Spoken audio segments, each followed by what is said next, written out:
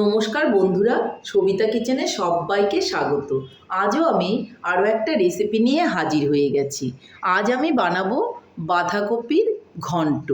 বাঁধাকপির ঘন্ট খেতে কিন্তু গরম ভাত, রুটি পরোটার সঙ্গে ভীষণই ভালো লাগে।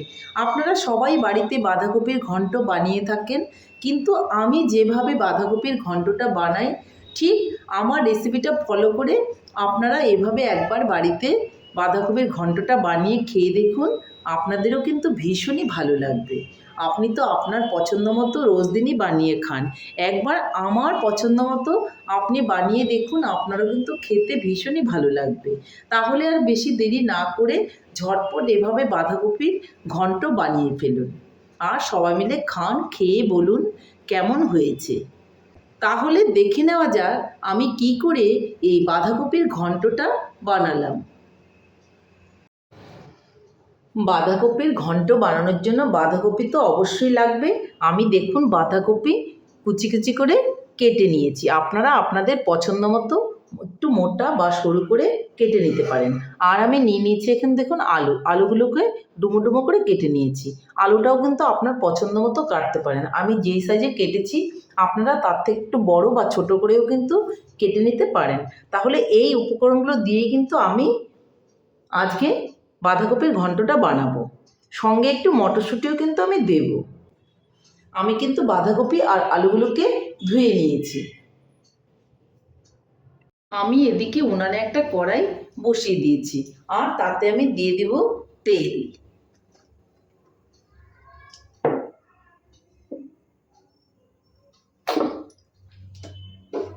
তেলটা আপনার পছন্দ মতো দেবেন, কম বা বেশি সেটা আপনি দিয়ে নিতে পারেন, তাতে কোনো অসুবিধে নেই। আমি মোটামুটি একটু দিয়েছি। বাঁধাকপিতে একটু তেল না দিলে খেতে দেখবেন ভালো লাগে না, একটু বেশি করে তেল দিলে বাঁধাকপির টেস্টটা খুব ভালো হয়। তেলটা কিন্তু গরম হয়ে গেছে, এর মধ্যে আমি দিয়ে দেব একটা শুকনো লঙ্কা আর একটু গোটা জিরে।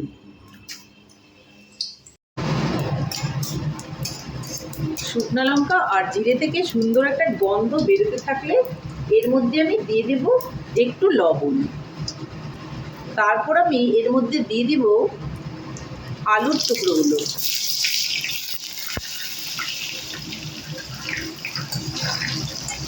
আলুগুলোকে একটু ভাজা ভাজা করে নেব।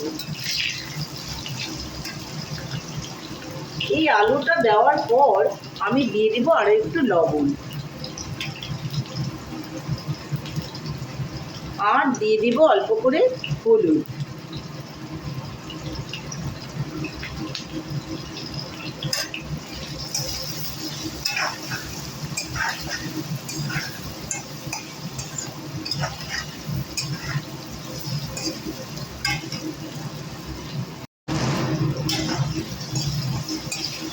দেখুন আলুটা কিন্তু একটু ভাজা ভাজা হয়ে গেছে।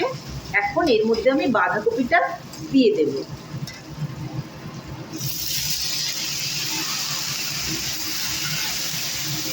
একটু ভালো করে আমি মিলিয়ে নেব।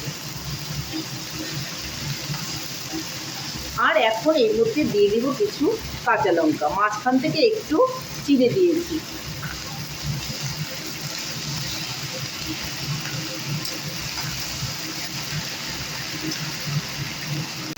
একটু ভালো করে আমি নাড়াচাড়া করে নেব।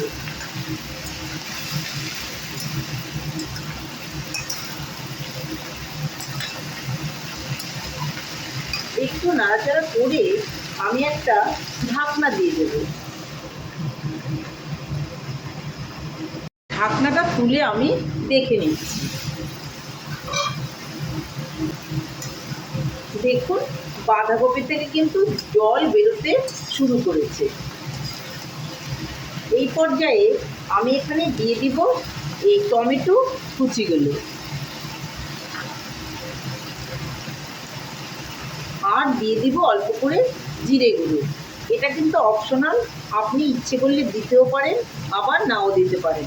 জিরে গুঁড়োটা দিলে কিন্তু খেতে ভালোই লাগে। আবারও একটু নেড়ে চেড়ে নেব।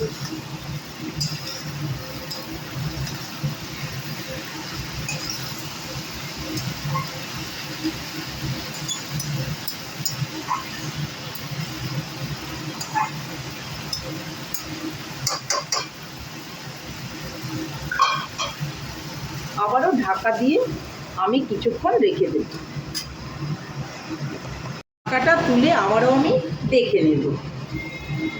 দেখুন কতটা জল বের হয়েছে বাঁধাকপি থেকে। দেখুন কতটা জল বের হয়েছে। এই জলটা দিয়েই কিন্তু বাঁধাকপি আর আলুগুলো সেদ্ধ হয়ে যাবে। আমি আলাদা করে কোনো এখানে জল অ্যাড করব না। এর মধ্যে এখন আমি দিয়ে দেব মটরশুঁটিগুলো।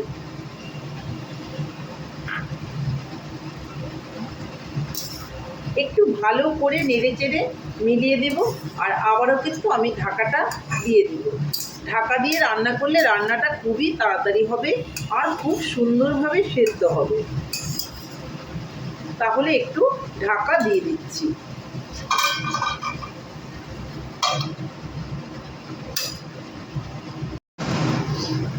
আবারও আমি ঢাকাটা তুলে দেখে নেব।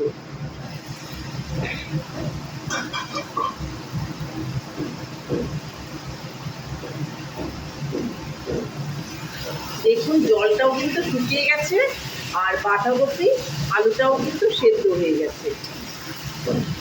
এখন আর ঢাকা দেওয়া যাবে না, একটু ভালো করে নেড়ে চেড়ে রান্না করে নিতে হবে যেন নিচে না লেগে যায়। এদিকে কিন্তু খেয়াল রাখতে হবে। দেখুন কত সুন্দর হয়েছে। একটা আলু আমি দেখাচ্ছি, দেখুন কিরকম সেদ্ধ হয়েছে। এই দেখুন আলুটা কিন্তু কেটে গেল, এই যে সেদ্ধ হয়ে গেছে। দেখুন আলুগুলো কিন্তু কেটে গেল। যখন এইভাবে জলটা শুকিয়ে আসবে এই সময়ে এখানে দিয়ে দিব একটু চিনি। একটু চিনি দিলে বাঁধাকপিটা খেতে ভীষণই ভালো লাগবে। কিন্তু আরও একটা কথা বলে রাখছি, চিনিটা কিন্তু অপশনাল। আপনি ইচ্ছে করলে দিতেও পারেন, আবার নাও দিতে পারেন, অথবা চিনির পরিবর্তে আপনারা একটু আখের গুঁড়ো ব্যবহার করতে পারেন। কিন্তু আমি এখানে চিনিই দিয়ে দেব। আমি অল্প করে চিনি এখানে দিয়ে দিলাম। চিনিটা দেওয়ার পরেও কিন্তু খুব ভালো করে একটু নেড়ে চেড়ে নিতে হবে। চিনিটা দেওয়ার পর একটু কিন্তু জল ছাড়বে, ভালো করে খেয়াল করতে হবে নিচে যেন লেগে না যায়। তার জন্য কিন্তু একটু কন্টিনিউয়াসলি নেড়ে চেড়ে নিতে হবে।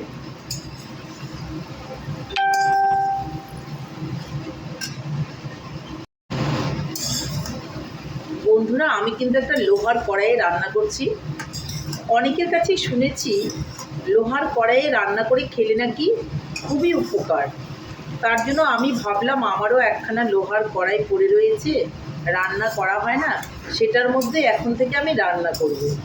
সেই কারণেই আমি কিন্তু লোহার কড়াইটাই এখন ব্যবহার করি। আপনারাও বাড়িতে যদি লোহার কড়াই থাকে রান্না করবেন, দেখবেন ভীষণ ভালো। দেখতে একটু কালো হয় কড়াইটা, এইটুকুই, কিন্তু এছাড়া কিন্তু তরকারি কোনো রকম কিছু কালো হয় না। দেখুন আমিও যে এই বাঁধাকপির ঘন্টটা রান্না করলাম, এটা কিন্তু একটুও কালো হয়নি। আপনারাও রান্না করবেন, দেখবেন শরীরের পক্ষে খুবই ভালো হবে।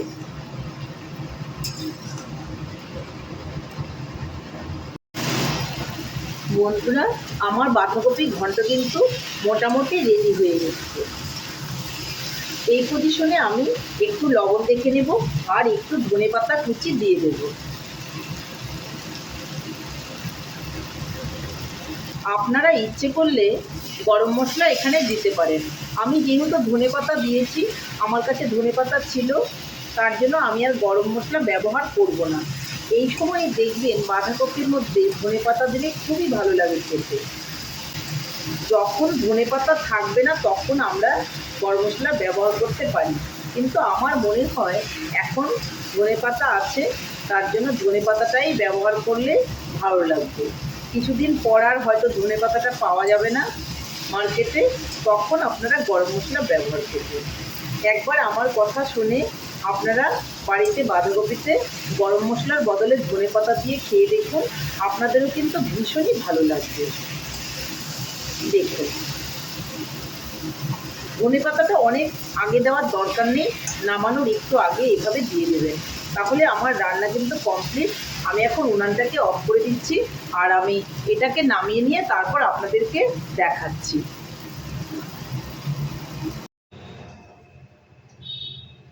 বন্ধুরা, আমার বাঁধাকপির ঘন্ট কিন্তু ফাইনালি রেডি। দেখুন কত সুন্দর হয়েছে, দেখতেও যতটা সুন্দর হয়েছে খেতেও কিন্তু ততটাই ভালো হয়েছে। তাহলে আর বেশি দেরি না করে আপনারাও আমার রেসিপিটা ফলো করে বাড়িতে ঝটপট এভাবে বাঁধাকপির ঘন্ট বানিয়ে ফেলুন, দেখবেন আপনাদেরও ভীষণই ভালো লাগবে। তাহলে বন্ধুরা, আমার রেসিপিটা কেমন হয়েছে? আমার রেসিপিটা যদি আপনাদের ভালো লাগে তাহলে লাইক, শেয়ার, কমেন্ট করতে ভুলবেন না। আর আপনি যদি আমার চ্যানেলের নতুন বন্ধু হয়ে থাকেন তাহলে চ্যানেলটা সাবস্ক্রাইব করার অনুরোধ রইল। পাশে থাকা বেল আইকনটি প্রেস করে রাখুন আমার নিত্য নতুন রেসিপির আপডেট পেতে। তাহলে আর দেরি কেন, ঝটপট এভাবে বানিয়ে ফেলুন বাড়িতে বাঁধাকপির ঘন্ট, আর গরম ভাত, রুটি, পরোটার সঙ্গে খান, দেখবেন ভীষণই ভালো লাগবে।